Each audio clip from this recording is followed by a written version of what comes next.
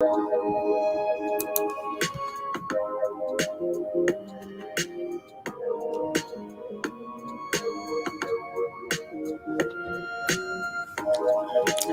evening, ladies and gentlemen. Yes, we are on day 24.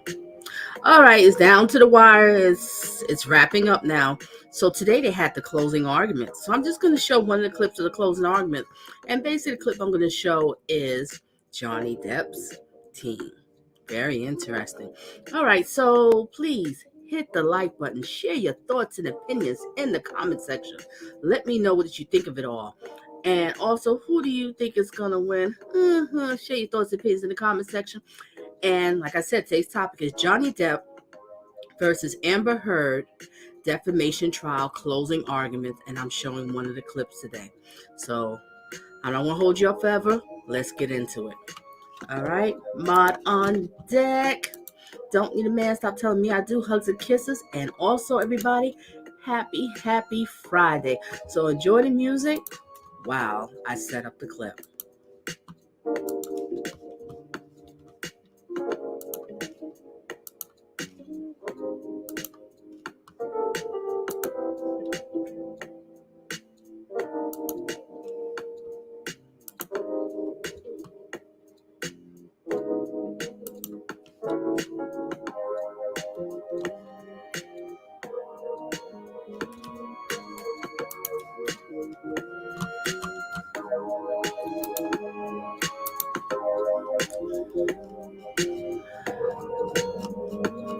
Okay, ladies and gentlemen, let's get it.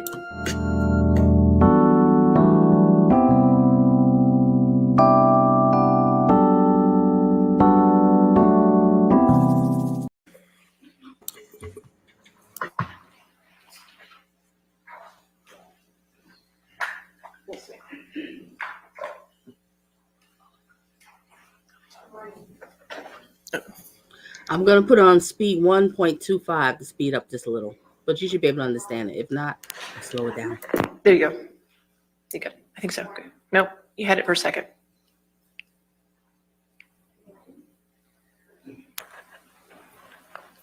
Good morning.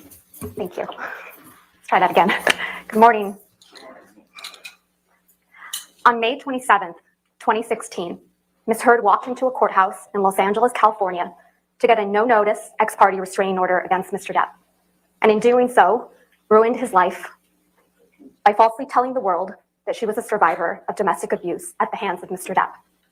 Today, on May 27th, 2022, exactly 6 years later, we ask you to give Mr. Depp his life back by telling the world that Mr. Depp is not the abuser Ms. Heard said he is, and hold Ms. Heard accountable for her lies. Ladies and gentlemen of the jury, as you probably know by now, my name is Camille Vasquez. On behalf of Mr. Depp and all my colleagues at Brown Rednick, I want to thank you deeply for your time and your service over these last 7 weeks. We understand that it probably has not been convenient for you to be here every day, and we are so grateful for your time and careful consideration of the evidence as you deliberate. After weeks of sitting in this courtroom, listening to testimony and looking at evidence, now it's time for you, the jury, to come to a decision. You have been entrusted with a serious task. What is at stake in this trial is a man's good name. Even more than that, what is at stake at this trial is a man's life. The life that he lost when he was accused of a heinous crime, and the life he could live when he is finally vindicated. Exactly 6 years ago today, on May 27th, 2016, Ms. Heard walked into court and filed a false report of domestic abuse against her husband of 15 months, Johnny Depp. The scene was a setup. She tipped off the paparazzi so they would be waiting. They knew exactly where she would pause, which side of her face to photograph. And the photos captured what she wanted them to see, the image of a battered woman. What the paparazzi did not know is that the dark mark on her face mysteriously appeared 6 days after last seeing Mr. Depp. It was a lie. She knew it, Mr. Depp knew it, and the multiple witnesses you heard from who saw her that week of May 21st, 2016 also knew it. But the world only saw what she wanted them to see.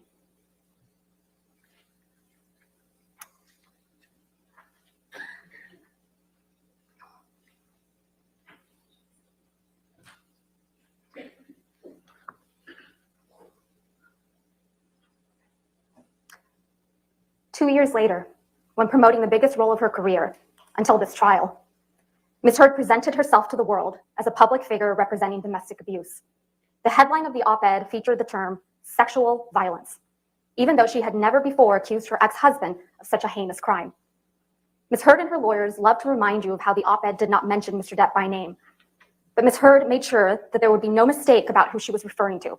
She inserted 2 years ago, so the world would remember the photo of a battered woman, the mark on her face standing outside the courthouse, and they would once again see Mr. Depp as the villain, this time in full swing of the Me Too movement. But what was happening behind closed doors was quite different from what Ms. Heard presented to the world. The exact opposite, in fact. There is an abuser in this courtroom, but it is not Mr. Depp. And there is a victim of domestic abuse in this courtroom, but it is not Ms. Heard.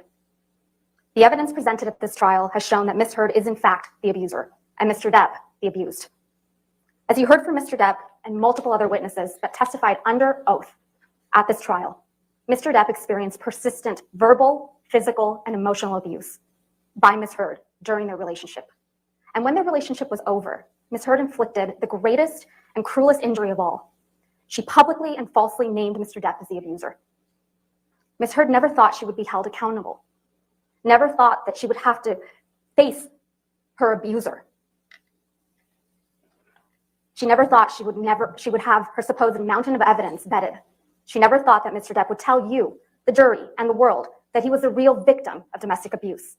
She said it in her own words. You can please tell people that it was a fair fight and see what the jury and judge think. Tell the world, Johnny. Tell them, Johnny Depp. Johnny Depp, man, I'm a victim of domestic violence, and yes. I know it's a fair fight. And see how many people believe or side with you. At the start of this case, Mr. Chu and I stood before you to give you our opening statements on behalf of Mr. Depp. During that statement, we made promises to you about what the evidence would ultimately show at the end of this trial. We've kept those promises. One of those promises we made was that you would come to understand who Ms. Heard is, that she is a deeply troubled person, violently afraid of abandonment, desperate for attention and approval. And in her relationship with Mr. Depp, she was violent, she was abusive, and she was cruel. You heard from Dr. Shannon Curry, who explained that Ms. Heard suffers from borderline personality disorder and histrionic personality disorder. These are disorders that are characterized by anger, sometimes uncontrollable and explosive anger, and a powerful, sometimes desperate need for attention, acceptance, and approval. Fear of abandonment is the deepest fear. A person with these disorders will suffer from dramatically fluctuating moods and can sometimes be violent and aggressive.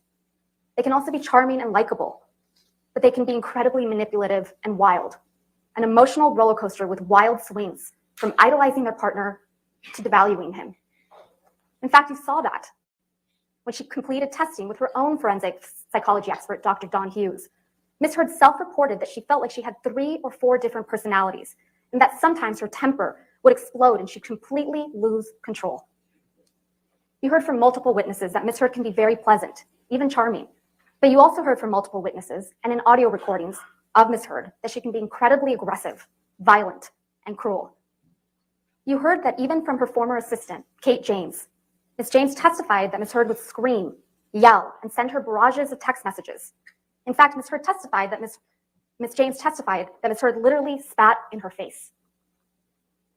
You heard from Ms. Heard's former best friend, Rocky Pennington, that Ms. Heard once hit her when Ms. Pennington did not do her best to meet Ms. Heard's needs. You also heard from Beverly Leonard that she once witnessed Ms. Heard assault her then partner in Seattle Airport in 2009. And you heard from Mr. Depp that Ms. Heard used her sister Whitney as a punching bag, literally and figuratively. You also heard overwhelming evidence from Mr. Depp and the people that were around him and Ms. Heard during their relationship, that Mr. Depp suffered persistent verbal and physical abuse at the hands of Ms. Heard. You've heard evidence from Dr. Curry and the fact witnesses at this trial that Ms. Heard's deepest fear is one of abandonment, being left by Mr. Depp. Mr. Depp's greatest crime in her mind, the fault she confronts him with time and time again, is that he splits. He leaves the fight, especially when Ms. Heard gets physical, and she couldn't stand it when he did. You heard from Ms. Heard yourselves in audio recordings how upsetting it was to her when Mr. Depp would split. Anytime anything goes wrong, you split. I feel like it's your first thing. And it's unnecessary. It's not always you're splitting because there's blows or because there's yelling or anything. You split most times when I'm still speaking in this volume. and nothing has been thrown or hit or anything. You saw the barrage of text messages she would send when he would leave, calling him a monster for doing so. You heard from witnesses like Travis McGivern, Tara Roberts, and Debbie Lloyd that Ms. Heard would claw at Mr. Depp, block the elevator, throw a punch when Mr. Depp tried to separate himself from the fight. And you heard from Mr. Depp and Ms. Heard's couple therapist, Dr. Anderson, that Ms. Heard reported that when Mr. Depp would leave to de-escalate a fight, she would strike him to keep him there because she would rather be in a fight than have him leave. You heard from Mr. Depp about how often Ms. Heard would berate him, insult him, and physically attack him, including one of the most serious occasions when Ms. Heard threw a vodka bottle at Mr. Depp, severely injuring his finger, and then put a cigarette out on his face. You heard from Mr. Depp that this whole incident in Australia started because Ms. Heard was enraged that Mr. Depp wanted a post-nuptial agreement, and she wasn't in his will, just a month after getting married. When her husband was seriously injured and bleeding from a partially amputated finger, what did Ms. Heard do? She pursued him. She kept coming after him because that's what she does. She wouldn't stop. It's not to get you mad. It's just to get out of a bad situation that's happening before it gets worse. In Australia, when we had the big fight where I lost the tip of my finger, at least 5 bathrooms and 2 bedrooms I went to. To avoid talking to me. To escape That's to escape the fight. You don't escape the fight. You escape the solution. No. You escape the solution. No. You escape figuring it out. We cannot work it out if you run away to the bathroom every time. You heard Mr. Depp testify. He went through something like a nervous breakdown that day, and he wrote a lot of things on mirrors and other places. Again, what did Ms. Heard do as her husband was bleeding from serious injury? She wrote snarky messages right back to him. She denied it under oath to you. The evidence you saw speaks for itself. You heard from Mr. Depp's security, Sean Bett, who was aware of constant arguing and bickering. He witnessed Ms. Heard calling Mr. Depp names. Fat ass. Fuck you, Johnny. Mr. Bett testified that he saw and documented injuries on Mr. Depp. A swollen eyelid in March of 2015, cuts on his nose, scratch marks on his chin in December of 2015. And you heard from Travis McGivern, who testified that Ms. Heard called Mr. Depp names like washed up, fucking cunt, and worst of all, a fucking deadbeat dad. Ms. Heard would take the low blows and hit him where it hurts, his children.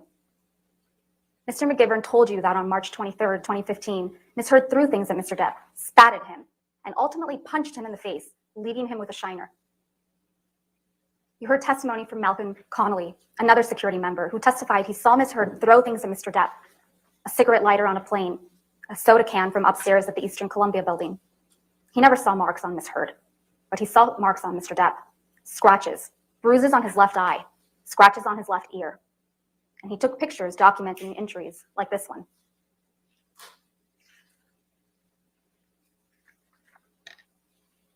You also heard from Tara Roberts, a manager at Mr. Depp's Island, who witnessed Ms. Heard telling Mr. Depp that he was washed up and would die fat and lonely. You also heard from Ms. Roberts that she witnessed Ms. Heard clawing and grabbing at Mr. Depp, grabbing his hair, trying to pull him back to her, and Mr. Depp had a visible injury to his nose on that occasion. Most importantly, you heard from Ms. Heard yourselves on multiple audio recordings, admitting to being physically violent with Mr. Depp. You heard Ms. Heard admit to hitting Mr. Depp. And then you fucking clocked me. I remember hitting you as a response to the door thing.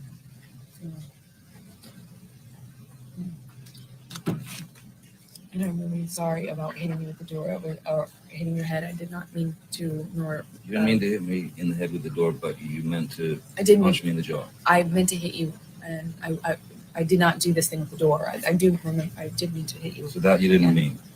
The door? No, God, no, I didn't. Or punching me in the jaw? I didn't. Okay, I'm sorry I hit you. I did mean to hit you, but it was in response. I just reacted in response to my foot. I just reacted. You heard her admit it again and claim Mr. Depp was a baby for complaining about the abuse. And I watched you lie. And then I didn't punch you, by the way. I'm sorry that I didn't hit you across the face in a proper slap, but I was hitting you. I was not punching you. Babe, you're not punched. Don't tell me what it feels like to be punched. You know, you've been a lot of fights. You've been around a long time. I know. Yeah, when you fucking have a close. You didn't get punched. You got hit. I'm sorry I hit you like this, but I did not punch you. I did not fucking deck you. I fucking was hitting you. I don't know what the motion of my actual hand was, but you're fine. I did not hurt you. I did not punch you. I was hitting you. How are you? What am I supposed to do? Do this? I'm not sitting here bitching about it, am I? You are. That's the difference between me and you. You're a fucking baby. Because you started. You are such a baby. Grow the fuck up, Did you start Johnny. physical fights? I did start a physical Yeah, fight. you did. So I had Because- to fuck out of there. Yes, you did. So you did the right thing, the big thing. You know what? You're admirable. Take a minute to really think about what you just heard there. Quote, I'm sorry that I didn't hit you across the face in a proper slap, but I was hitting you. I was not punching you. Babe, you're not punched. Imagine that was Mr. Depp saying that to Ms. Heard on that recording. Let's play one more. That fake laugh. That fake laugh is too much to take. No, I'm sure she's. That fake laugh is so disgusting. She's great.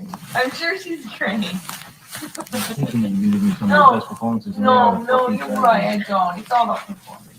It's about performance. No, I'm right. I don't regret. I don't regret. Oh, what else? I don't. I'm trying to avoid like pausing and commenting because I want everybody to hear this closing argument clear. But doesn't that sound like the laugh of a devil? This woman is pure evil. I resume. Y'all can chat up in the comments section if you like. I resume. Oh, come on. What was that? Come No, on. I don't regret. Lay it on me. What else? What else other things do you want to add? Can't talk to You you when fucking you life. sound Because you positive. what? Oh, Very no, I quick want show. to know. Get out your Uber's I'm out. kind of waiting. Go get it. Yeah, Wait, is there no other place for you to run in your 1500 house? You could go run. Come on, go be a real married man. Go deal with your shit the way that a man does. Go run to the next house. Every man does. Yeah. Go. Run away. This is the real Ms. Heard, the one in the audio recordings, not the one you saw in this courtroom. What you didn't hear on a single recording you heard in this case, and there were many played by both parties, is Mr. Depp ever admitting to hitting, punching, or kicking Ms. Heard. You didn't hear it. It doesn't exist. It didn't happen. And despite the fact that Mr. Depp and Ms. Heard are heard discussing many of the alleged incidents you've heard about at this trial, like Australia and the Bahamas, you never heard Ms. Heard accuse Mr. Depp of sexual assault. Unlike Mr. Depp, who you heard admit to and own up to his past mistakes and his struggles, particularly with drugs and alcohol, Ms. Heard will not admit that she has ever done anything wrong. But she cannot deny what you heard on those recordings. As much as Ms. Heard and her lawyers have tried to make this case about Mr. Depp's language, it is Ms. Heard that repeatedly admits to violence. By April and May of 2016, Mr. Depp had reached his limit. His mother was dying. His finances were a mess. And when he showed up late to Ms. Heard's 30th birthday party because a meeting with his new business manager, Edward White, had gone late, Ms. Heard, of course, was not understanding. She was furious. You heard from Mr. Depp, both in this courtroom and on audio recordings, that Ms. Heard punched him that evening. He left with Travis McGivern, and the next morning he learned that someone had left feces on his bed. Ms. Heard denies responsibility, but she admitted to the prank to Starling Jenkins. You heard him testify to that effect. For almost a month after that, they didn't see each other. And you heard from Mr. Depp that when his mother died on May 20th, 2016, he resolved to leave Ms. Heard. He was done. And when Ms. Heard learned that Mr. Depp was done, that she was really losing him, she went on the attack. She filed for divorce before Mr. Depp could. Then, as you heard from Mr. Depp's divorce lawyer, Laura Wasser, Ms. Heard sent a letter demanding financial support. And when her demands weren't met, Ms. Heard struck a blow against Mr. Depp that was more damaging than any physical blow she had ever landed. When she walked into court 6 years ago today, on May 27th, 2016, to get a domestic violence restraining order against Mr. Depp, she did so in front of paparazzi with a mark on her face. The evidence presented at this trial demonstrates that Ms. Heard didn't just want a divorce. She wanted to ruin him. Ms. Heard denied alerting TMZ to the TRO filing in this courtroom. But you heard testimony from Morgan Tremaine that TMZ knew to go to the courthouse, knew what side of her face the alleged bruise was on, and that Ms. Heard would pause. She would pause for paparazzi, who got the photos that ended up splashed across newspapers and magazines. Ms. Heard testified that she did not personally give photographs of her apparent injuries to People magazine, but somehow These pictures that she took and maintained on her devices ended up on the cover of People magazine 1 month later.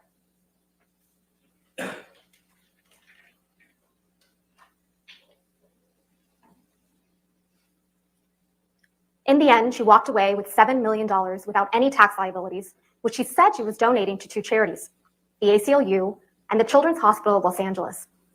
The ACLU, they got less than $1 million from her. And the Children's Hospital, they got $250,000.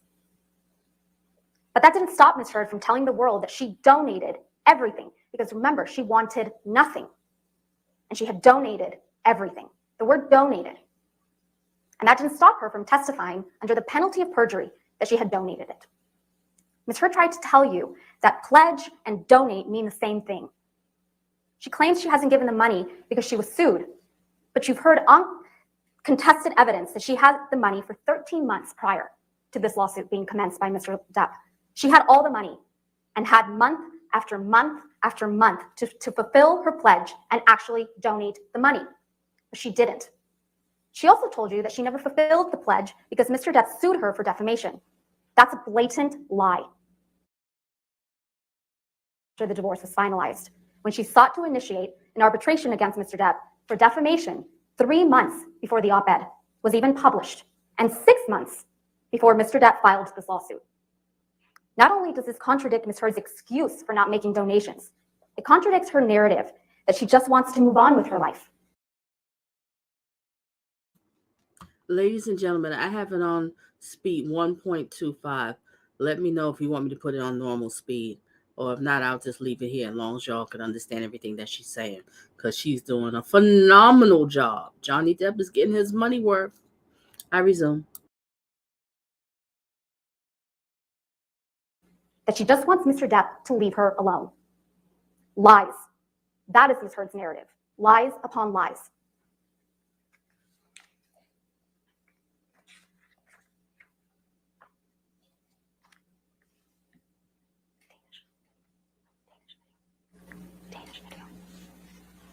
And actually were all kinds of accusations flying your way when you said all this, and then there was a divorce settlement. You got $7 million. People were saying this is all about the money, but then you did something that twisted that whole argument. What did you do with that money? $7 million in total was donated to, I split it between the ACLU and Children's Hospital of Los Angeles. ACLU is a human rights organization. Sorry, ACLU is a prominent organization, nonprofit organization. Heard in a lie, she tries to cover it up with more lies. So let's talk about the giant lie at the heart of this case. Ms. Heard's claim that Mr. Depp is an abusive monster and that she is a public figure representing domestic abuse. At the start of this case, Mr. Chu and I told you that you were going to hear some disturbing and graphic tales of abuse from Ms. Heard, and they were designed to shock you and overwhelm you, which you have. We told you that this would be a performance, the role of her lifetime, as a heroic survivor of brutal abuse. When Mr. Depp brought this case for defamation, Ms. Heard went all in. She spun a story of shocking, overwhelming, brutal abuse. She came into this courtroom prepared to give the performance of her life, and she gave it. Ms. Heard's acting coach, Christina Sexton, testified that Ms. Heard has difficulty crying when she is acting. You saw it. Ms. Heard sobbing without tears, while spinning elaborate, exaggerated, fantastical accounts of abuse and everything going on in her mind almost a decade prior while enduring that abuse. It was a performance. She told you that what she thinks she told you what she thinks you need to hear to convict this man as a domestic abuser and a rapist. She wants you to believe that she was abused countless times over the entire course of their relationship. But as Mr. Chu and I promised you, the evidence just does not bear that out. Ms. Heard has told you that she has mountains of evidence of abuse, but there are no medical records reflecting she sustained any injuries from the abuse she claims. Ms. Heard had medical professionals at her disposal, Dr. Kipper, Debbie Lloyd, her own nurse, Erin Filati, and yet there's nothing. Ms. Heard took pictures all the time, pictures of Mr. Depp sleeping,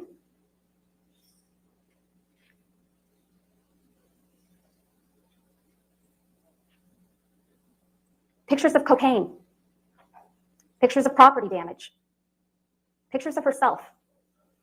And as an actress, she was photographed all the time. Where are the pictures of the horrific injuries Ms. Heard describes? Ms. Heard also took audio recordings and videos frequently. Where are the videos of Mr. Depp attacking her? Where are the audio recordings of Mr. Depp admitting to or apologizing for physical abuse? There are none. What Ms. Heard has, and what you've seen multiple times, is a video of Mr. Depp banging some cabinets around in a kitchen. A video that, based on the testimony you heard from Morgan Tremaine, the former TMZ employee, Ms. Heard seems to have sold to TMZ right before she was deposed in connection with her divorce from Mr. Depp.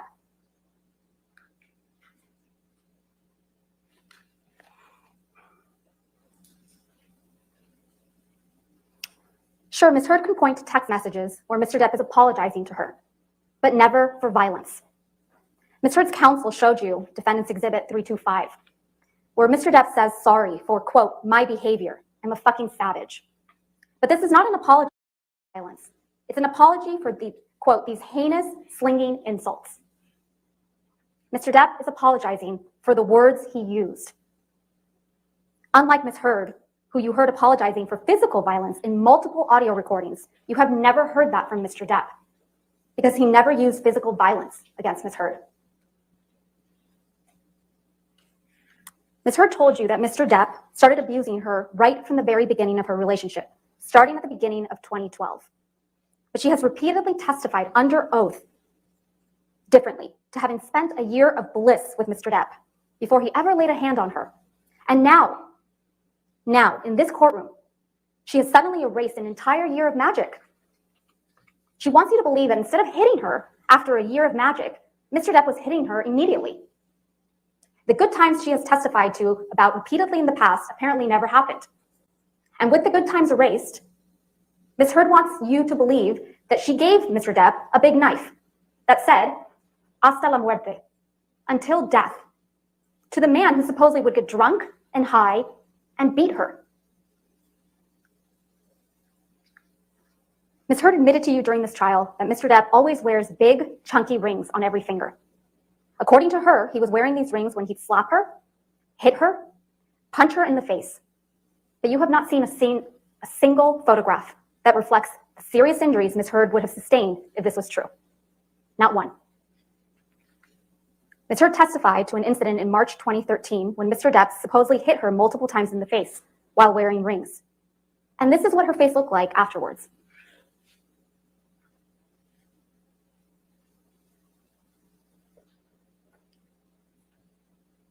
Ms. Heard testified to an incident in Russia where she claims Mr. Depp whacked her in the face and gave her a bloody nose. She didn't take pictures of her bloody nose, but her photograph was taken on that trip, and this is what she looked like.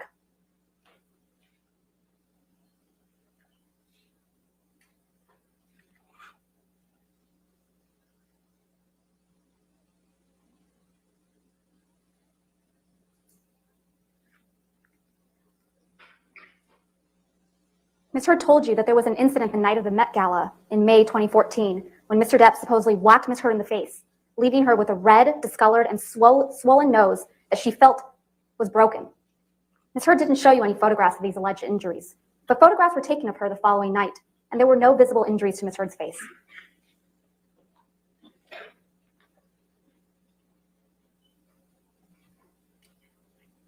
She looked perfectly fine to me, don't she? She don't look like that. Ms. Heard testified that in January 2015, while she and Mr. Depp were in Tokyo, Mr. Depp knelt on her back so aggressively that she was concerned that bruises would be visible in her backless dress. Here's Ms. Heard in that backless dress.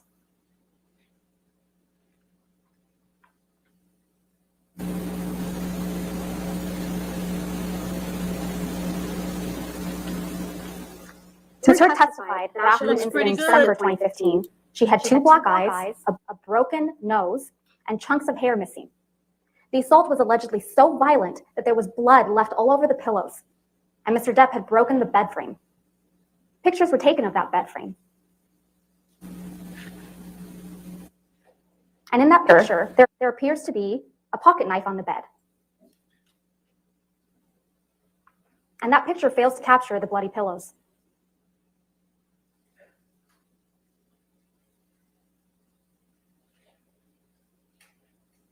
And And here is what Ms. Heard looked like on the James Corden show the next day.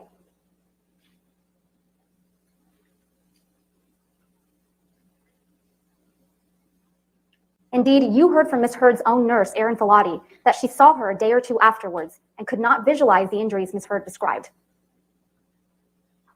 Ms. Heard did take pictures of herself after this alleged incident. But are the injuries reflected in these photographs consistent? That's the question. Are they consistent with the brutal assault and serious injuries Ms. Heard has testified to? Or are these injuries more consistent with Mr. Depp's testimony that he and Ms. Heard bumped heads while he was trying to restrain Ms. Heard to keep her from attacking him? Out of Australia, where Mr. Depp sustained the most serious injury from his relationship with Ms. Heard spun a story of horror. A 3-day ordeal with a drug-fueled Mr. Depp violently assaulting her, cutting his own finger off, dragging her through glass, and then bending her back over a counter and raping her with a whiskey bottle. She claimed that she had bruises on her face, cuts all over her arms and feet, and was bleeding from her vagina from the sexual assault. And what did Ms. Heard say she did? She went upstairs, took some sleeping pills, and went to sleep. The next morning, she took pictures of the mirrors her husband had written on in paint using his amputated finger. She took no pictures of herself, her alleged injuries, or the property damage she testified to in this courtroom. When Malcolm Connolly, Jerry Judge, Dr. Kipper, and Nurse Debbie Lloyd arrived to extract Mr. Depp and get him medical treatment for his finger injury, you heard from Mr. Connolly, Dr. Kipper, and Ms. Lloyd. All of them testified they did not observe any injuries to Ms. Heard. And no one, including Ms. Heard, testified that she sought medical treatment. You also heard from Ben King. He also saw Ms. Heard right after this alleged incident. He flew home with her to Los Angeles. He testified that Ms. Heard didn't want to leave, that she said, I can't leave. It will be the end if I leave. He also testified that once they did leave for Los Angeles, Ms. Heard asked him if he ever got so mad he just lost it. When Ms. Heard arrived in Los Angeles, she saw Travis McGivern, who also testified he observed no injuries, and her personal nurse, Erin Filati, who documented no requests for medical treatment and no injuries in her nursing notes for Ms. Heard. You heard from Mr. Depp's sister, Christy, that she also saw Ms. Heard when she arrived back to Los Angeles and observed no injuries on Ms. Heard.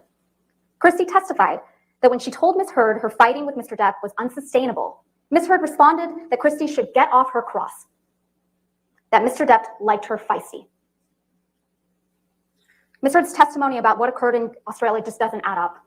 That's because there was a monster in that house in Australia, but it wasn't Mr. Depp. It was Ms. Heard. Other than Ms. Heard's testimony, all the evidence you've seen in this trial shows that it was Ms. Heard who attacked and grievously wounded Mr. Depp when she threw a vodka bottle at him, severing his finger. Mr. Depp told Dr. Kipper that when Dr. Kipper arrived to treat Mr. Depp's finger.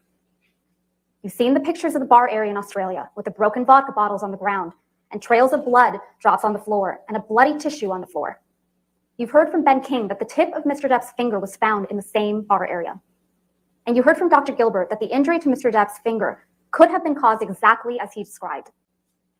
And interestingly, you heard from Christina Sexton that Ms. Heard told her that Mr. Depp injured his finger while swinging a bottle around.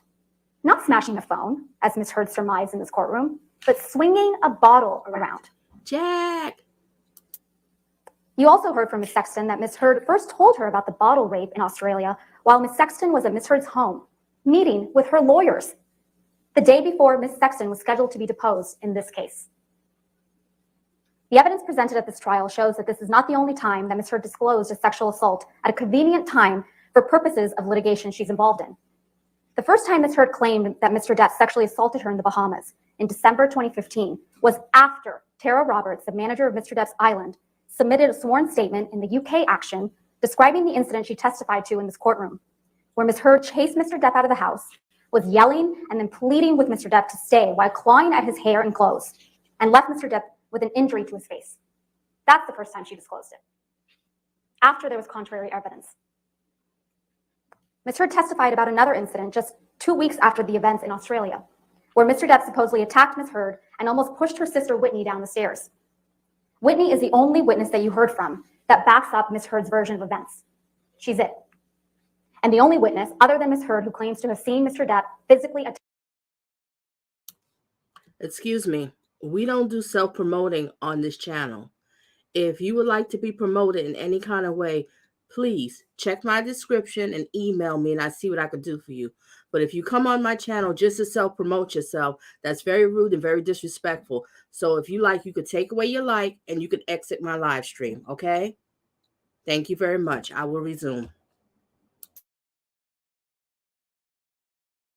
Attack Ms. Heard.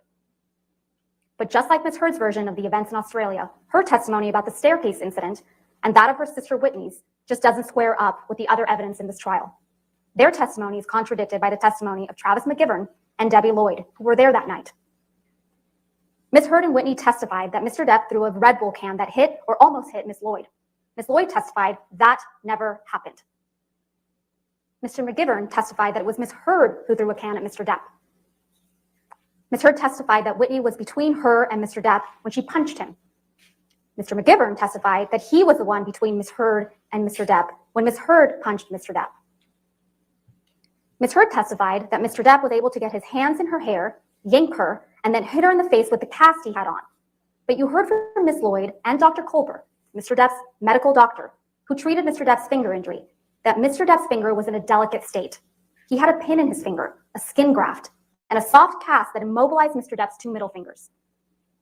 And tellingly, the only picture of an injury from this incident is of Mr. Depp with a shiner.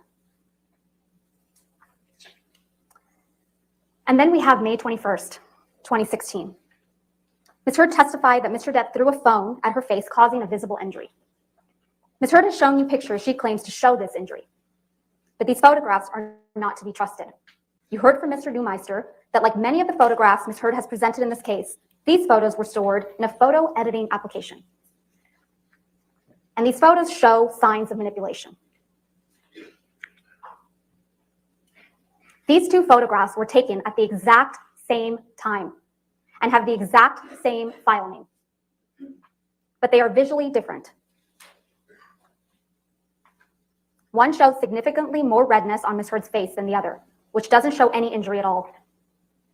Ms. Heard testified that the difference is explained by turning on a light, but there is no way Ms. Heard could have taken a picture, turned on a light, and then taken another picture with every hair in the exact same place within the same second. It's impossible.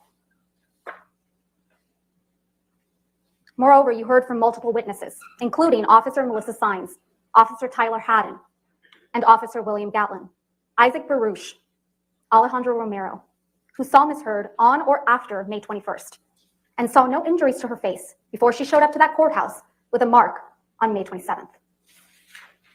And the very next day, after Ms. Heard walked into court with what appeared to be a bruise on her face to obtain a domestic violence restraining order against Mr. Depp, Ms. Heard was photographed laughing with her best friend, fresh-faced, with no bruise on her face.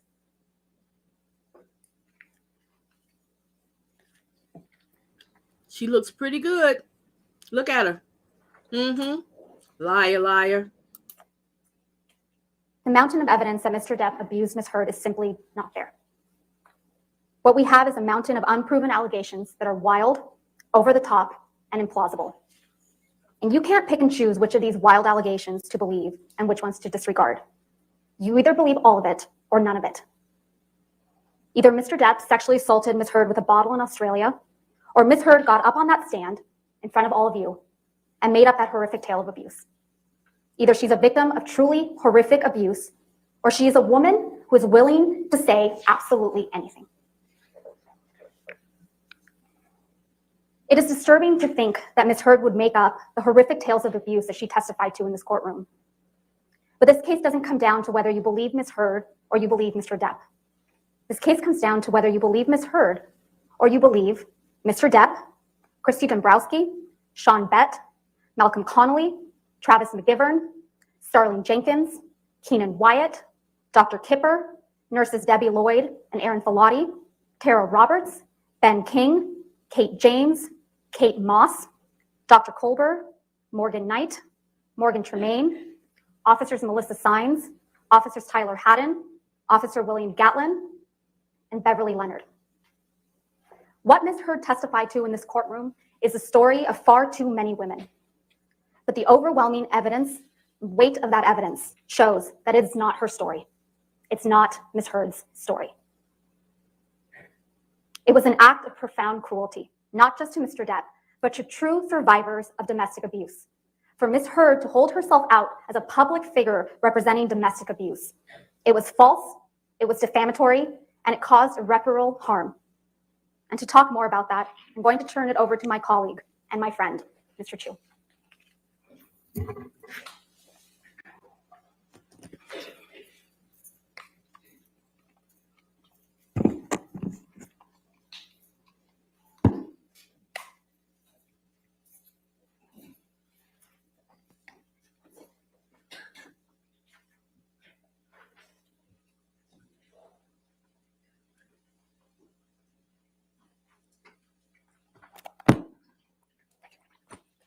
Thank you, Camille. Logistics are not our strong suit.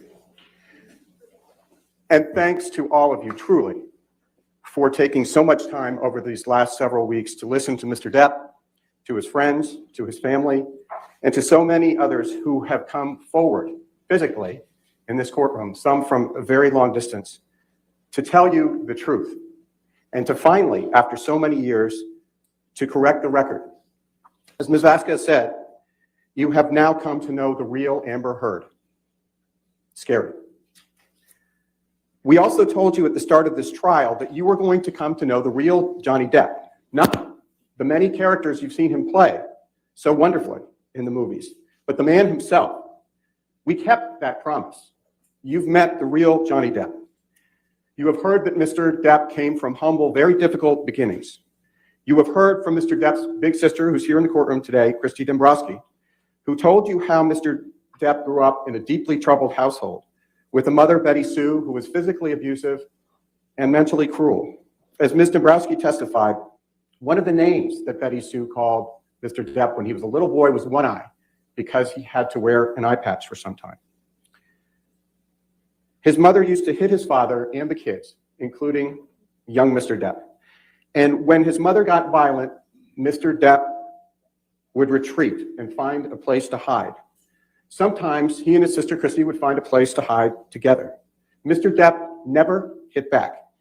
And like his father, he either stood up and took the violence or he retreated from it. Those are habits he returned to later when he found himself in a relationship with another person who returned his love with abuse, with physical abuse. And despite this long, unhappy history with his mother, Johnny never turned his back on her. In her elder years, Mr. Depp moved his mother to California, and he moved her to Los Angeles right across the street from his house, so his two children could get to know her. He hired nurses for his mother. He made sure to take care of her and to make her comfortable. She never went to hospice. She had the nurses make her comfortable to the day she died. And from those humble and difficult beginnings, Mr. Depp grew into one of the greatest actors and movie stars of his generation. Now, he came to Los Angeles with his first love as a young man, planning to be a musician. Music had been a part of his life ever since he found peace himself in his room as a young boy, when he was escaping, and he learned to play the guitar and would use it as solace. But it was an actor as his star began its rise, as he appeared in films too many to mention, including, of course, his iconic role as Captain Jack Sparrow in the Pirates of the Caribbean franchise. Fame came with challenges to Mr. Depp and his family. It was a strange experience for a shy young man from Kentucky to be thrust into the limelight, pursued by paparazzi, and to have even his very name become a brand. But he did his best to live a private, quiet life, and despite it all, and over the years built a reputation as a respected artist and as a decent, very well-liked man, which you've heard from many people. Mr. Depp dated major figures like Winona Ryder, Kate Moss, and Vanessa Paradis, with whom he spent 14 years together and with whom they had their children. Before Amber Heard, ladies and gentlemen, no woman ever before Amber Heard ever claimed that Mr. Depp raised a hand to her in his 58 years.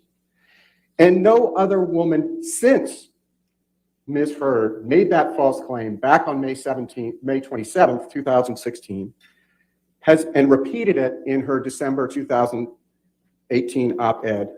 Has any woman come forward since? This is Me Too without any Me Too. To the contrary, ladies and gentlemen, you heard Kate Moss 2 days ago testify. This is a woman who has never testified in any proceeding, ever. A very private person. Testified that Mr. Depp never abused her and that Ms. Heard lied to you. And she lied to you twice when she told you. Objection, Your Honor. That this. Sure. Look, just get over it. You're not going to win. I hope you don't win. We don't know what the jury is thinking. I'm going to fast forward them while they at the bench here. Oh, that was Ladies and gentlemen, as I was saying, Ms. Heard lied to you twice when she suggested to you that Mr. Depp pushed Kate Moss down the stairs. You told her, you heard her say just 2 days ago that Mr. Depp never did that, and he never hit her, and he never kicked her. That was one of— Objection, Your Honor. That's not what she testified to. Exactly We what just she discussed that. testified. Thank you, Your Honor. They're still at it. Ms. Heard and her lawyers have spent much of this trial talking about drugs and alcohol. Mr. Depp is no saint, and he has never claimed to be one. He has made mistakes in his life, as we all have. Yes, he has struggled with drugs and alcohol, but you never heard him deny that. We told you that in the opening statement. He owns his flaws. He admits to them. He told you all about them. But he is not a violent abuser. He's not an abuser, as Ms. Heard claims.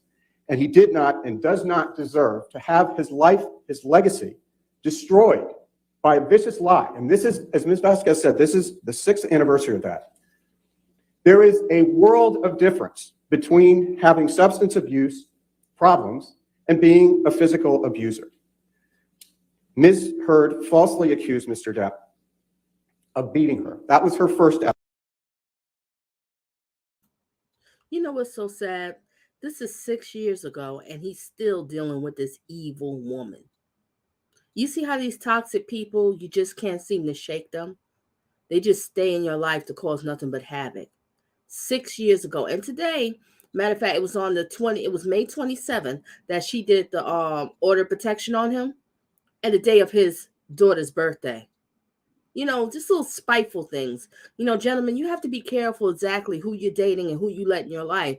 You know, the devil comes in pretty packages. See, what happened was he got caught up with this young girl. She was like in her mid-20s, you know, blonde, beautiful. He just went gaga. He was pushing 50.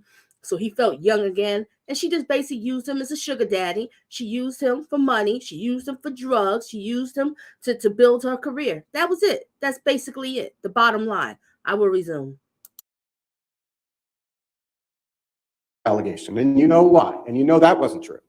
Then, years after the fact, for the first time, she accused him of raping her. The lies have grown and metastasized over time, and they need to be stopped. And those false accusations have caused more harm to Mr. Depp than her fists ever did. And make no mistake, Ms. Heard has admitted, unlike Mr. Depp, Ms. Heard has admitted on the audio tapes you've heard at this trial, and Ms. Vasquez just played you a few of them. She has admitted repeatedly to physically abusing Mr. Depp. And I would just like to take a minute to talk about the harm to Mr. Depp and his family.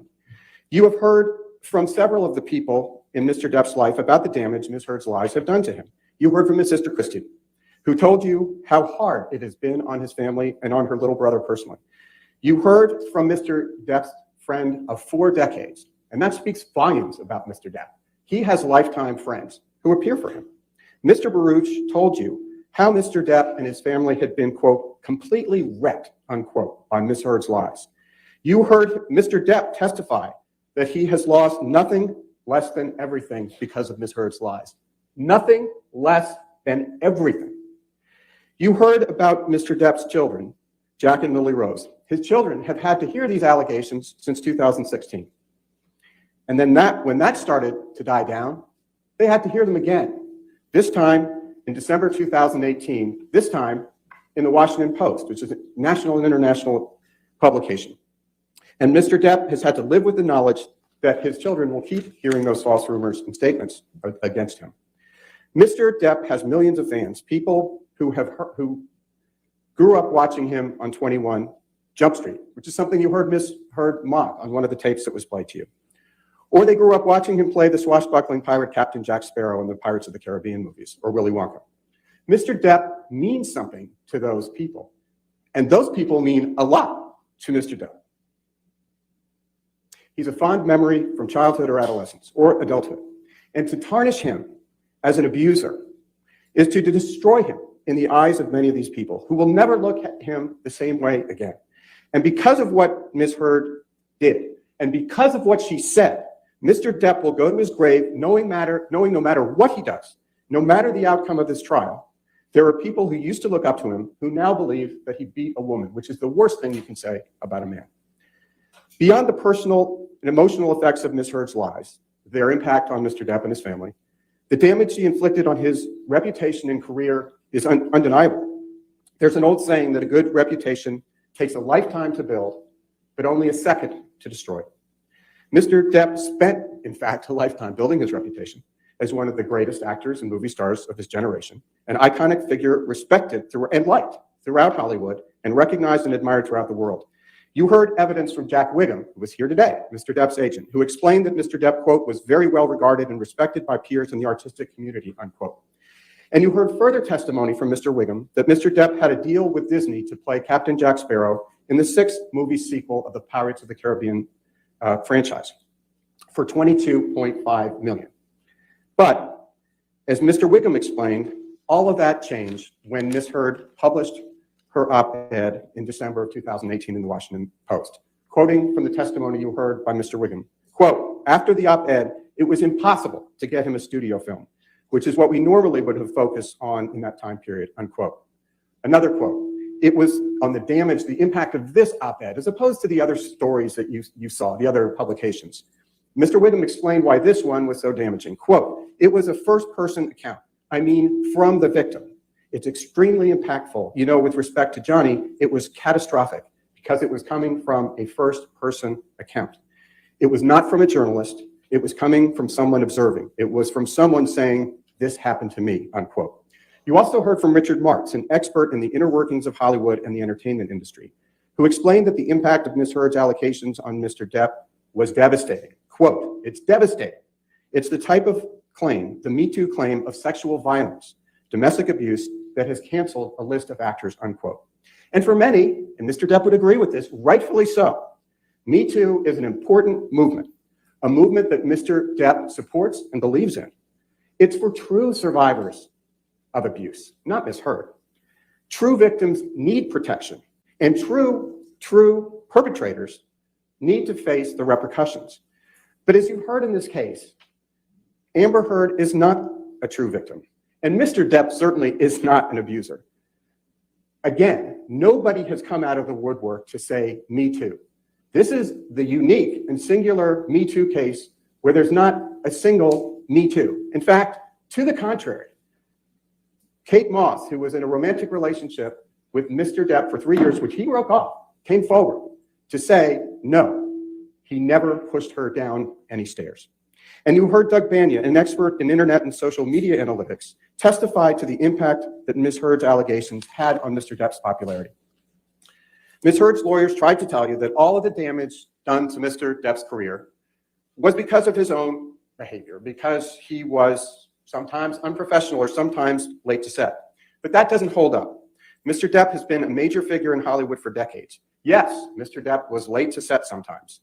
But as Richard Marks testified, quote, when you hire Johnny Depp, you get all of Johnny Depp, which includes being late, unquote. Keenan Wyatt, who has worked for decades as a sound engineer on some of Mr. Depp's films, said much the same thing. And by the way, Mr. Wyatt is not and never has been an employee of Mr. Depp. He's just worked with him on movies. Mr. Depp wasn't canceled by Hollywood because he was sometimes late to set. He was canceled because Ms. Heard falsely accused him of domestic violence and sexual violence on the pages of the Washington Post on December 18, 2018, repeating the prior lies of May 17, 2016. And as you saw at trial, Ms. Heard published the op-ed on December 18, 2018, 2 years after her public allegations of domestic abuse. Ms. Heard's publication of the op-ed coincided with the release of her major movie Aquaman that December. And it coincided as well with her announcement on Twitter that she was becoming an ACLU ambassador for women's rights. And in that op-ed, Ms. Heard repeated her false allegations against Mr. Depp. Now, she didn't mention his name. She didn't have to. Everyone knew exactly who and what Ms. Heard was talking about. Ms. Heard got on the stand and tried to tell you that the op-ed was not about Mr. Depp. She then said, well, it wasn't just about Mr. Depp. But she couldn't deny, and this was yesterday, that this was at least partly about Mr. Depp. The op-ed obviously is about Mr. Depp, and the testimony at trial proves that. You will recall testimony from the ACLU's representative, an attorney, stating that Mr. Depp's name was included in drafts of the op-ed, and that they and others understood that the op-ed was about Mr. Depp. Specifically, the ACLU representative testified, among other things, quote, based on my review of prior drafts of the op-ed, I knew that she was referring to Johnny Depp and the marriage, unquote. Ms. Heard's claim that the op-ed is not about Mr. Depp is just another one of her many, many lies. In fact, what you have seen time and time again through the course of this trial is that Ms. Heard lies. She lies all the time about things that are important and the things that aren't important. She just can't seem to stop. And as Ms. Vasquez said, what she routinely does is she doesn't take ownership or responsibility for anything, and she has an excuse for everything. But in this courtroom, confronted with the evidence, she can't run away from her own words. As my colleague said, words matter, and Ms. Heard is condemned by her own words. So Tom, let's please take a look at the words she used in her op-ed, which is Plaintiff's Exhibit 1, and which Ms. Heard published in December 2018, 2 years after she first publicly accused Mr. Depp of being an abuser on May 27, 2016. The title of the op-ed reads, as you can see, quote, Amber Heard, I spoke up against sexual violence and faced our culture's wrath. That has to change, unquote. Below that, Ms. Heard states, quote, then 2 years ago, I became a public figure representing domestic abuse, and I felt the full force of our culture's wrath for women who speak out, unquote. And below that, Ms. Heard states, quote, I had the rare vantage point of seeing in real time how institutions protect men accused of abuse, unquote. Each of those statements clearly refers to Ms. Heard's allegations against Mr. Depp.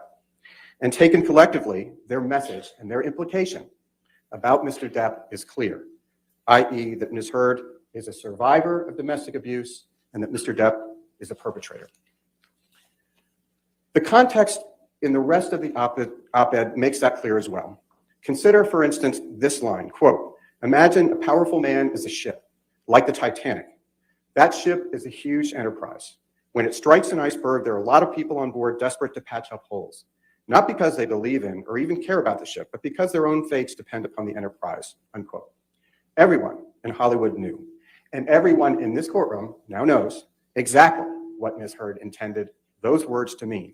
The ship, the Titanic, is Mr. Depp, and Ms. Heard was the iceberg that sank him.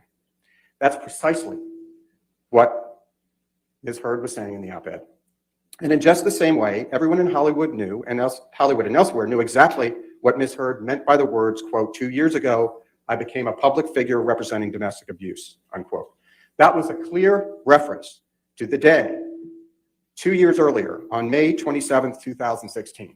And as Ms. Vasquez said, that was 6 years to the day. That's when his life ended. That was 6 years ago to this day, when Ms. Heard, on May 27th, 2016, walked into court with her publicist, Jody Gottlieb, having tipped off TMZ, with an alleged mark on her face to accuse Mr. Depp of abuse.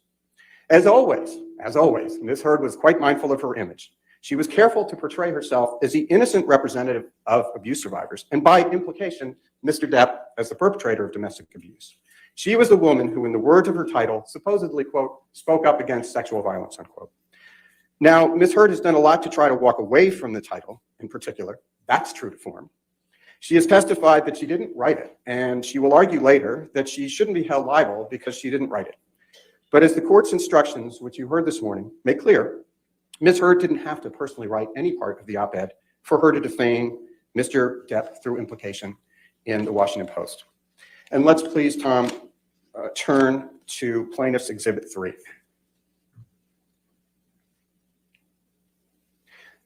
Ms. Heard, as you all can see on the screen, retweeted the article, including the title on her Twitter page. Ms. Heard put her name on it. And she proudly declared, quote, "Today I published this op-ed in the Washington Post, ellipses," unquote. Her tweet includes the title with the words, quote, "I spoke up against sexual violence," unquote, prominently featured. Nowhere in this tweet or anywhere else does Ms. Heard disavow the title. To the contrary, she's proclaiming it. And at the same time, Ms. Heard posted this tweet, she posted another, which you can see right beneath it.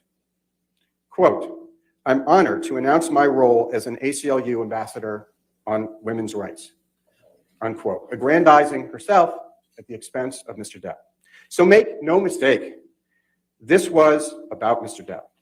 In the wake of the Me Too movement, with her ACLU ambassadorship and a major movie coming out, Ms. Heard was trading on her accusations of abuse against Mr. Depp. She was reminding everyone of those allegations. She was once again taking on the role of her lifetime, the heroic survivor of vicious abuse, or to use her phrase, quote, "a public figure representing abuse." And she was once again casting Mr. Depp as the villain in her drama, the supposed perpetrator of that abuse. When you meet to deliberate this case, you're going to be tasked with several questions. Those questions appear on a form that you will use to reach your verdict in this case. So I'd just like to ask you, please, to spend a few minutes with me going through that. Tom, would you please put up the special verdict form so the jury can see it?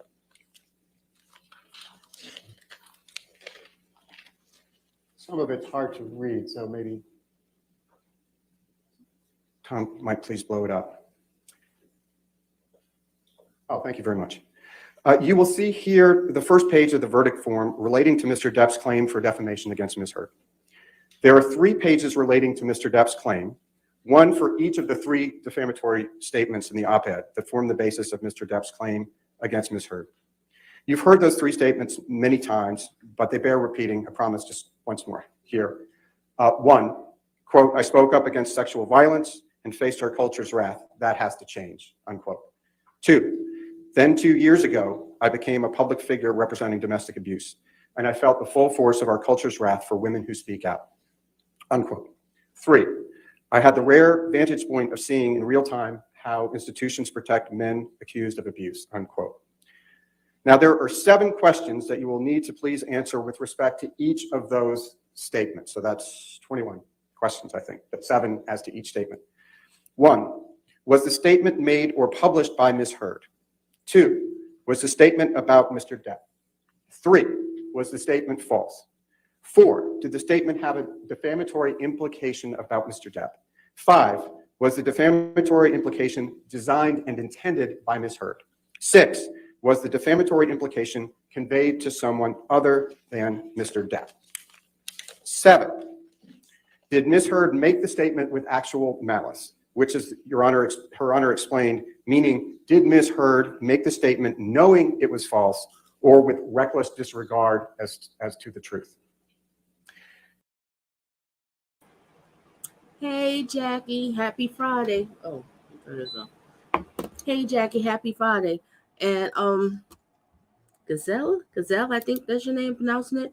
Well, it's probably, this is the what I'm trying to say. This is the closing arguments. Okay, so this is at the end. So everything now is handed over to the jury. So the jury has to make their decision. We don't know how long it's going to take, but Monday is a holiday, Memorial Day. So nothing's going to happen Monday, but I believe they're supposed to come back in on Tuesday. So we have to see what's going to happen on Tuesday. They might make their decision Tuesday, might be Wednesday, Thursday. We don't know because it's all on the jury's hand to make the decision.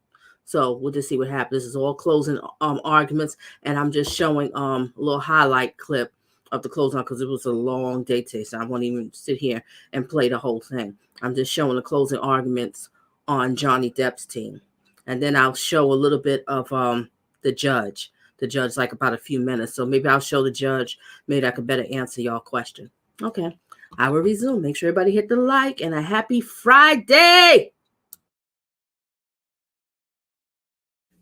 Ladies and gentlemen, the evidence clearly shows that the answers to those 7 questions are all yes. And if you answer yes to all of those questions, which you should, we respectfully submit, you will be asked to state the amount of damages to which Mr. Depp is entitled. In the wake of the Me Too movement, movie producers know better than to cast a movie star who has been accused of domestic and sexual violence. And it is entirely within your discretion as jurors to quantify the amount of money that constitutes fair. What's your another question that you have? Put it inside the chat now. Try to answer the best of my ability. And naturally, what's up, girl? Happy Friday. But put your question in the chat. I'll see if I can answer it the best of my ability. If not, maybe someone else can answer your question. All right, let's get it. Let's go back. And make sure everybody hit the like. Hit the like. It helps out the content creator. Thank you.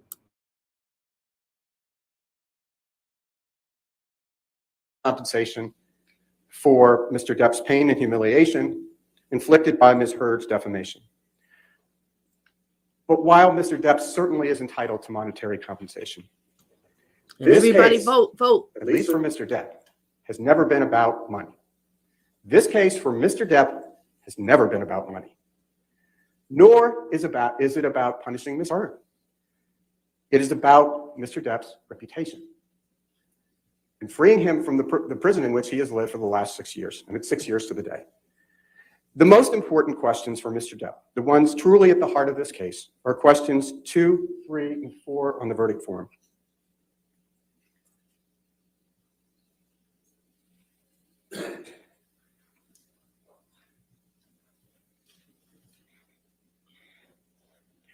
And while Tom's pulling that up, let's take question 2. Thank you. Were the statements about Mr. Depp? Yes.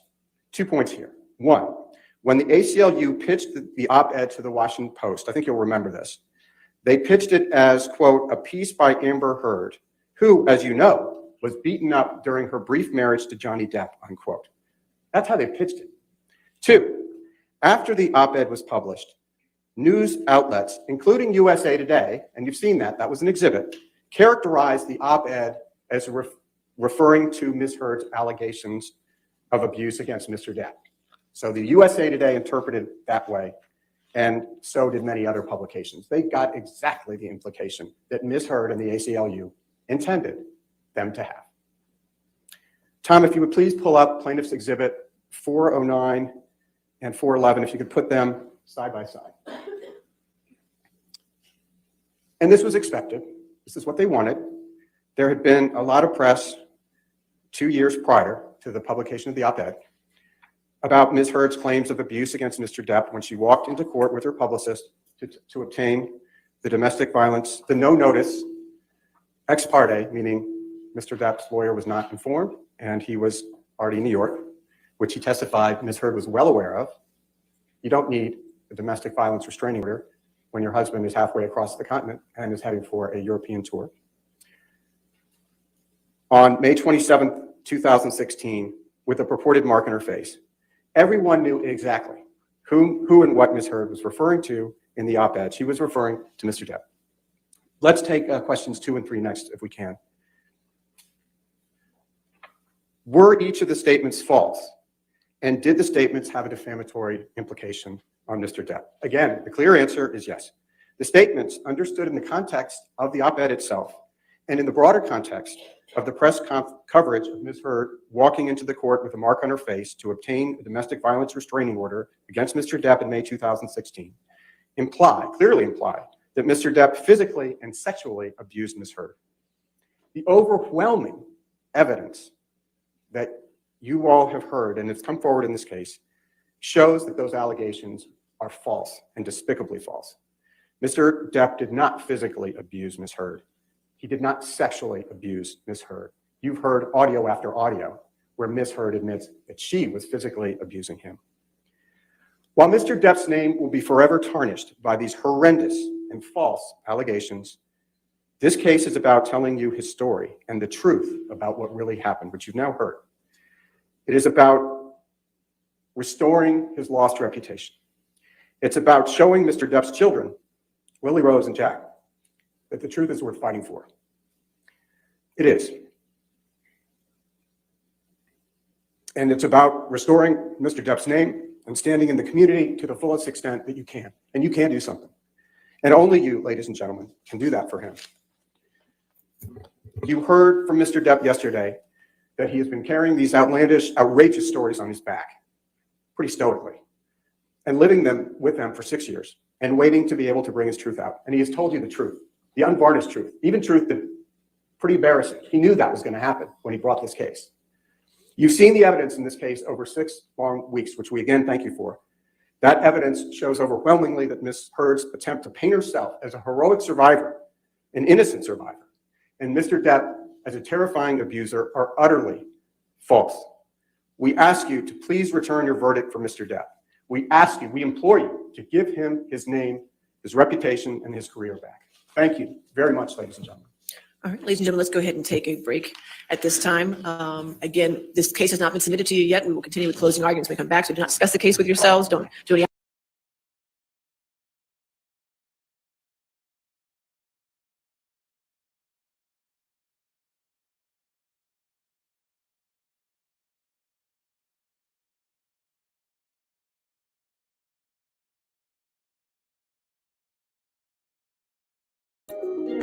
Okay, that was the end of that one. That was just let me turn this music down a little bit, ladies and gentlemen. I'm gonna show you another clip. It's like about 10 minutes. You get to hear what the judge had to say at the end, what she was telling the jury. Maybe we could better answer your question. Okay, I think Gazelle, I think that you was asking me about the smirks. No, they was talking about Amber Heard with all her smirks and her little expressions in the courtroom. You know, really, Amber Heard's just so full of it. All right, so I'm going to show another clip. We're just going to hear what the judge had to say. I'm not going to bother to show the clip of the other side to hear their closing arguments on Amber Heard's side. Because, you know what, I really just don't care.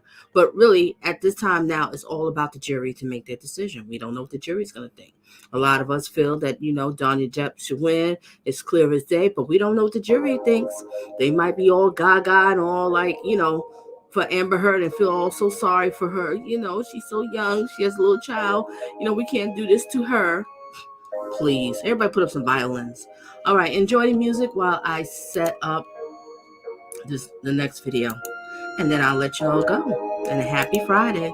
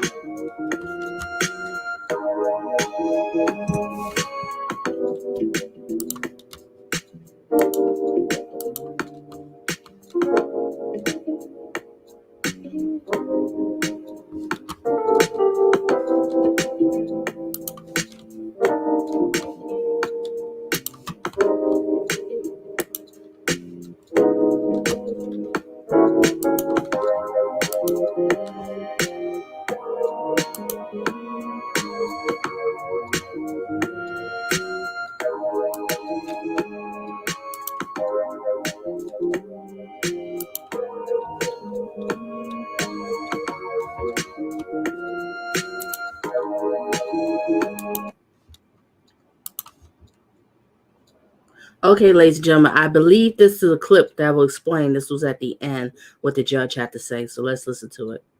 All right, hold please.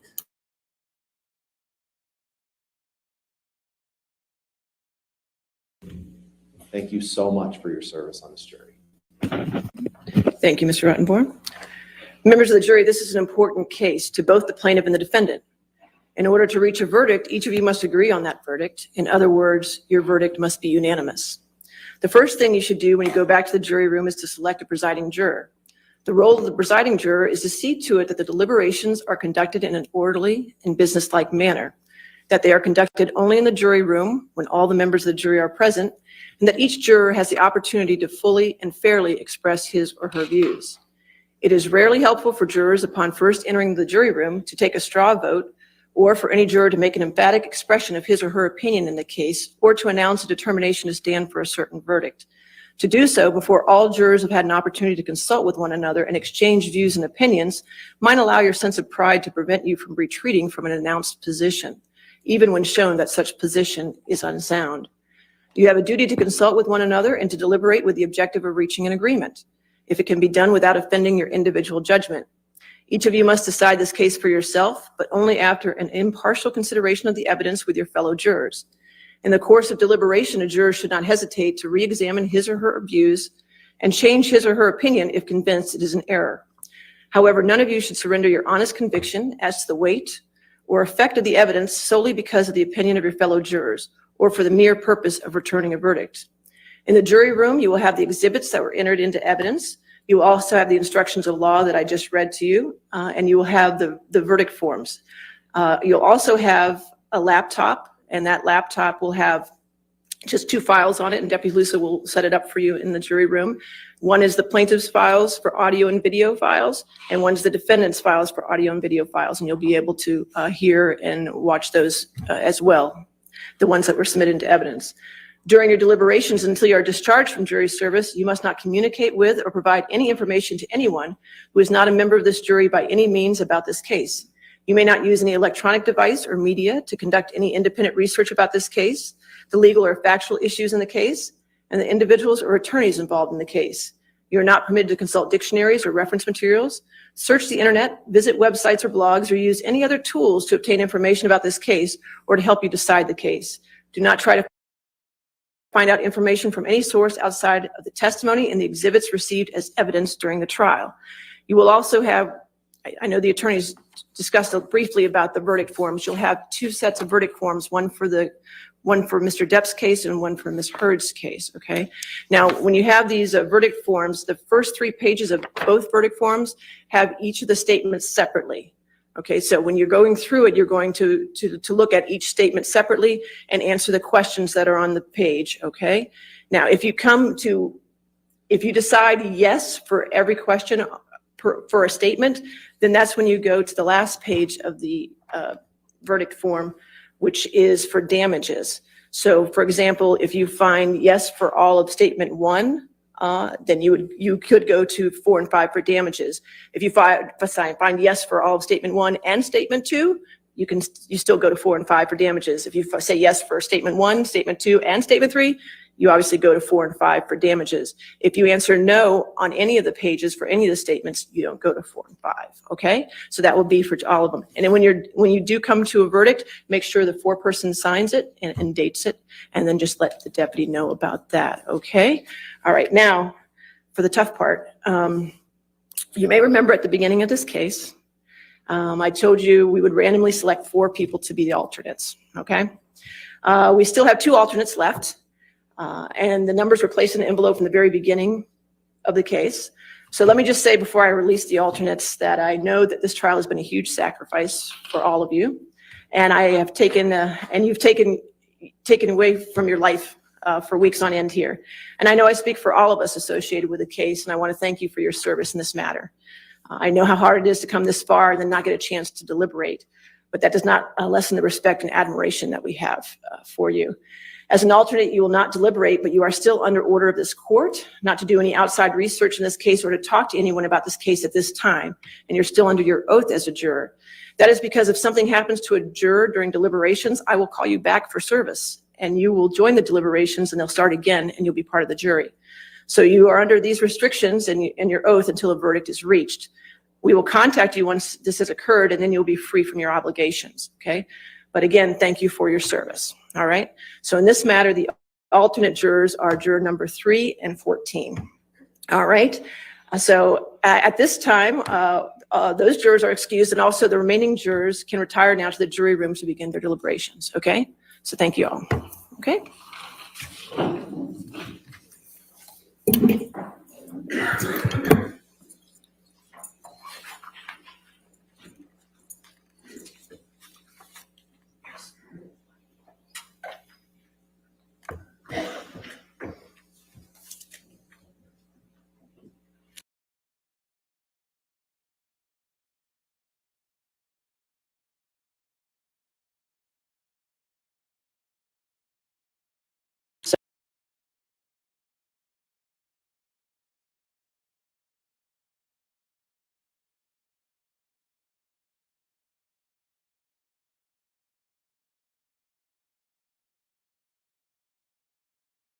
Thank the attorneys and litigants for the kindness and the great demeanor you've shown to my staff and to the courthouse staff and to the deputies in the sheriff's department. I really appreciate it. It means a great deal to me. Okay. And I also appreciate Judy because she's a rock star. Okay. So yes.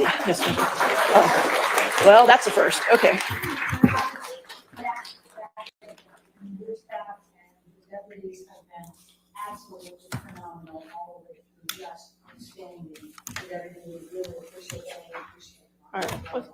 All right. That is one thing on which Ms. Prederhoft and we respectfully agree. Completely agree. Completely agree. Well, good. I'm glad on the last day we finally have an agreement. Thank you, Your Honor. We're very grateful. Thank you. Good. You want to approach? Sure.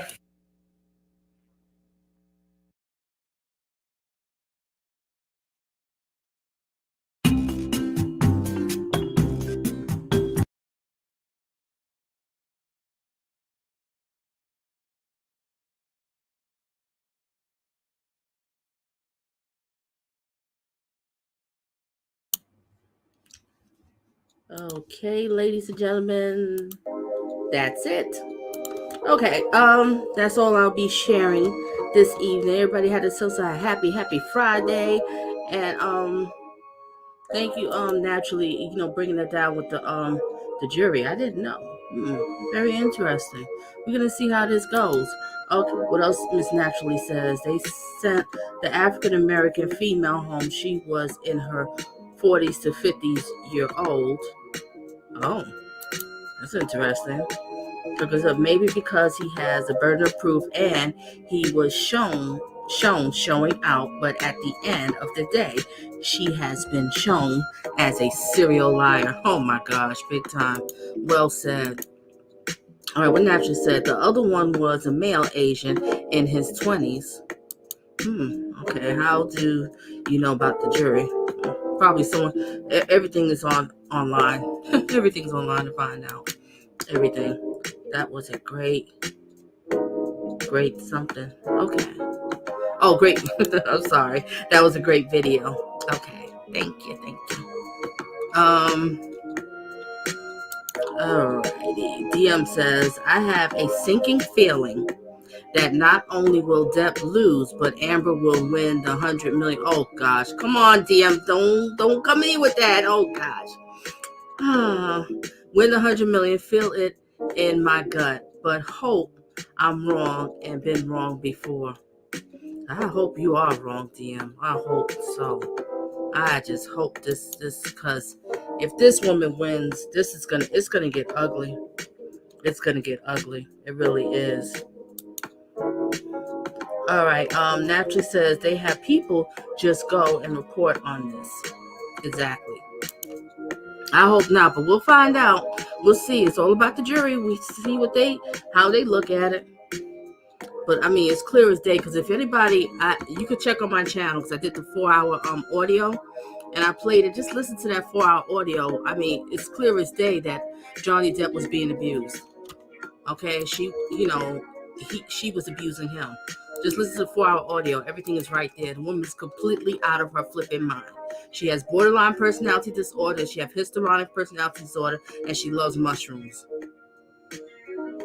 All right, Ms. Naturally says there are YouTube telling everything. Yeah, everything is on here, right? Right, Naturally, everything. I never thought about looking that up. That's very interesting. Wonder why they send that woman home. All right, so everybody vote. Let me read the vote before I let y'all go. And again, happy Friday. All right, we have 18 votes. Do you have plans for Memorial Weekend? 17% says yes, I do, Donna. And 56% says no plans. 6% says I'm going to find a barbecue to attend. And 22% says spending time with sweetheart. Sound like fun. Okay, let me see this last one here. DM says, sorry, don't want to be a downer. It's okay. Don't want to be a downer. I'm just worried and my mind goes to the darkest possibility. I understand. Oh boy, let's just hope not. We'll see what happens. It's gonna be crazy if he loses. Oh my gosh. It's gonna be insane. All right, last it says, my dog stepped on a bee. Yeah, I couldn't believe she was using that. Oh my gosh, this woman is completely out of her flipping mind. Okay, ladies and gentlemen, completely out of her mind. All right, I'm gonna do a closing song, and everybody have themselves a great Memorial weekend. Have fun, enjoy the barbecue, or just enjoy relaxing with family, friends, or with your sweetheart, whatever it is. But just do something for yourself and have yourself some fun. Don't sit around and do nothing. All right, I'm trying to find another song. Okay. All right, I'm going to end with the closing song. So let's just hope Johnny Depp wins. We'll see what happens. But I will be streaming it when it's live in court on Tuesday. So I'm doing it Tuesday morning to the end, all day Tuesday, because I'm off Tuesday.